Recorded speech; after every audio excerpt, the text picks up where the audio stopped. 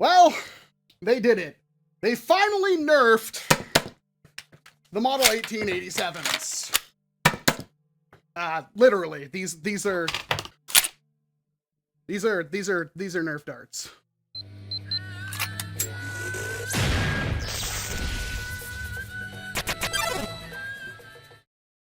So before anything, I have to mention that these were sent to me by the Amazon store Utensi store themselves for this video. However, no money has exchanged hands. I am simply doing a video and giving my opinions on this product. However, you will find a link down below to where you can purchase one, and double up, it's an affiliate link, so it actually helps the channel as well. But as it clearly states, this is the Model 1887, the Nerf edition. Cut the tape on the box, and inside you see everything you get. And there we go. And I'm gonna point out, yeah, no orange tip.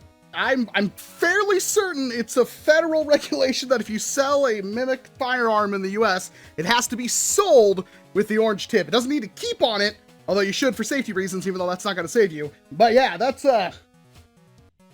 not joking around. There are multiple models. There's of course this one, which is far better of an option to purchase.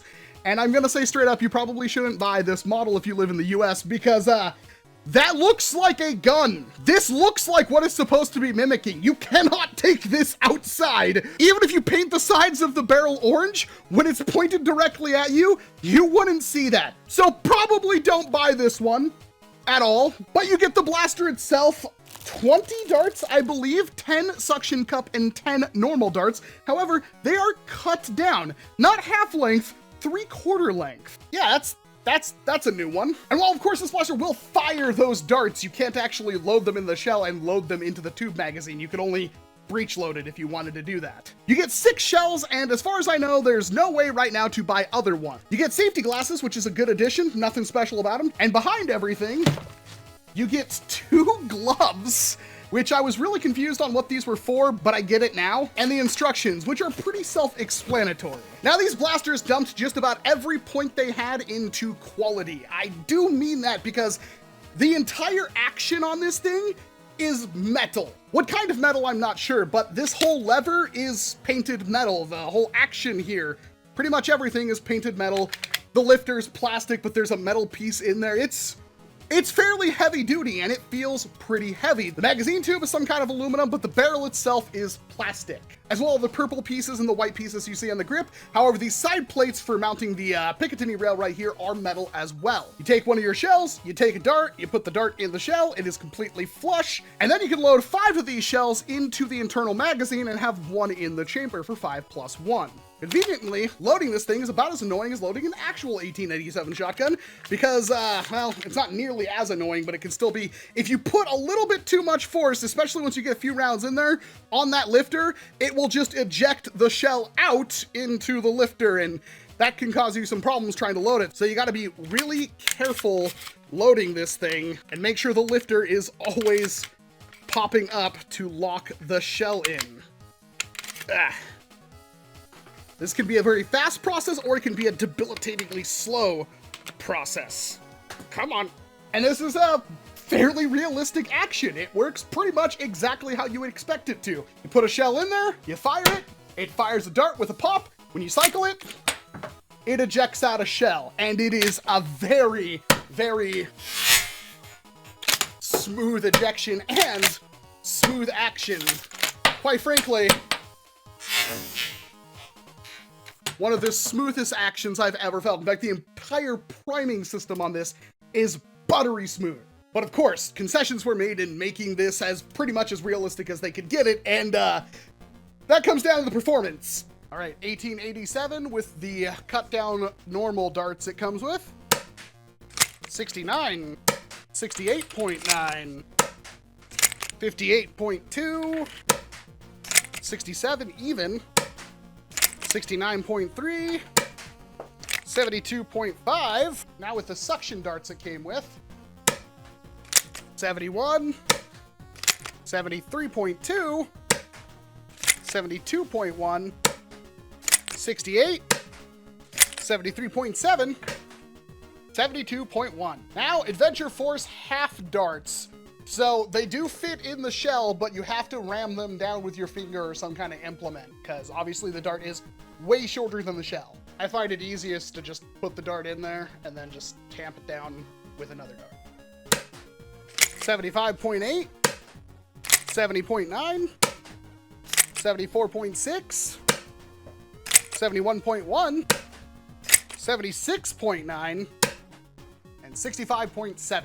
Yeah, those numbers aren't super high. They're pretty much stock Nerf, which is good because then this thing would be usable in a stock Nerf war, essentially. However, but of course you have the downside of using shells. Now, shells can be useful in some iterations. In fact, if you could put 50 caliber foam balls in these and fire 3 or 4 projectiles at once at a decent velocity, it would still be incredibly useful. However, they only fit like 2 of those 50 caliber foam balls, because even though the shell could probably hold like 6 of them, it really only tightens around the dart at the bottom half of the shell. So 2 projectiles is pretty much all you get. You load 3, it's gonna fall out of the thing and jam your entire blaster. Trust me, I know, I found out the hard way. So who would be interested in a blaster like this? Well, for one, they're not cheap, and that's to be expected because they are surprisingly high quality blasters. However, they don't perform all that well, which is a bit of a disappointment and a problem. So who would be buying a contraption like this? I mean, after all, it's not like you're not getting quality out of this blaster. All the parts that seem to matter are metal. Everything else is this nice rubbery thick plastic. I'm not sure what type, but it's very, very nice and very resistant to damage. And it's super enjoyable to play with. In fact, that's probably the most important thing about this blaster, is it's just fun.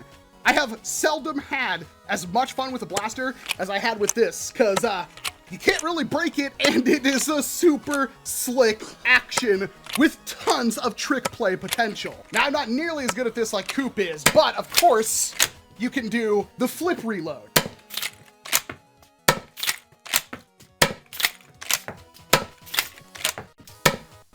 And that feels freaking amazing. There's a lot of fun in just practicing that, and trust me, I've been practicing quite a bit. But what about 2 of them?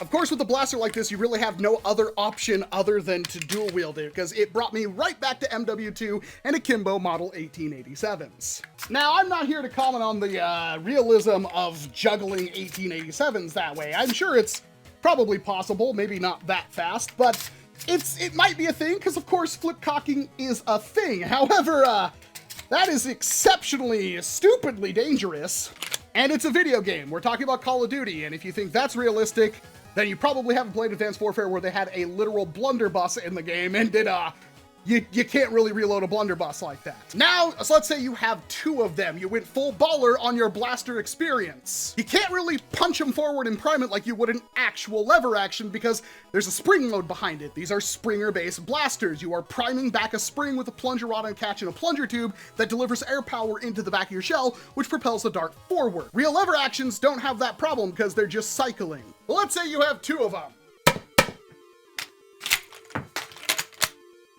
Yeah, these are a pretty light prime in there.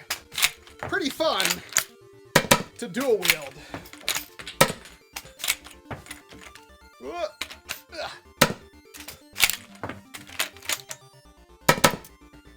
Takes a lot of practice though, and quite frankly, I'm not there yet. Now, the gloves actually serve a pretty interesting purpose. They don't really fit my hands at all, but the idea is that using these things, you can still really easily hurt yourself. But squishing your fingers or something in there, it hurts. And also, there's a lot of friction with your skin on this metal that can make it difficult for people to flip them, which is half the fun of the blaster. The gloves actually remove that friction and protect your hand, so it's a kind of cool little addition that they threw in here. But of course, it all comes down to my thoughts on these blasters, and quite frankly, I haven't had this much fun with a foam dart blaster in a very long time, and I don't think I'll ever actually use them that much for play. Now, if there were 3D printed shells that got a better grip on the dart, which could improve the performance of this quite drastically, that would be something to consider. At the moment, they don't hit that hard, but I bet you could get these things over 100 FPS, and I bet you they could be modded at least with a slightly stronger spring. But you're talking about what's located in the grip here, and there's not a whole lot of room there for a lot of power. Fun is kind of the most important thing, and getting these out of the boxes, you won't feel like you wasted your money because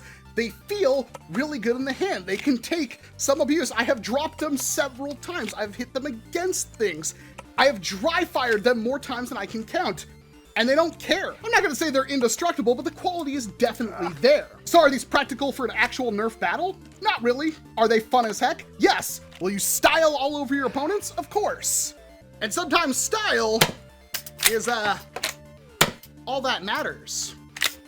So really my only recommendation is, do you like this? Well, maybe add it to your Amazon cart and see if it ever goes on sale. But if you have to have one and you just want to sit there for hours and flip around in 1887 safely, I can recommend this for those types of people. If you have the money to burn, you're gonna have a lot of fun if you like what you saw here today. So I'm gonna give this one a fun but flawed rating out of 10. They are very, very expensive. However, they are very, very fun. And that fun could be a little bit better if they added a little bit more in there for your money. But that's all I got for you. I'm Walcom S7. Thank you very much for watching this video. Chances are, if you got all the way to the end, you might like what I do here. So please hit like, get subscribed, ring the bell, leave a comment, do all that algorithmic garbage to help this channel grow so you can help our hobby grow. And of course, I hope to see you in an entirely different video. They're so much fun. You gotta